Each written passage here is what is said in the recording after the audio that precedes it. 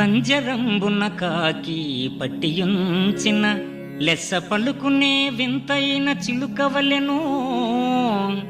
గార్ధబంబును తెచ్చి కళ్ళెమింపుగా వేయ తిరుగునే గుర్రంబు తీరుగాను. ఇనుపపోతును మావటీడు శిక్షించిన నడుచునే మదవారణంబువలెను. పెద్ద పిట్టను మేత పెట్టి పెంచిన క్రొవ్వి సాగునే వేటాడు డేగవలెను. కుజనులను తెచ్చి నీ సేవ కొరకు పెట్ట వాంఛతో చేతురే భక్తవరులవలెను.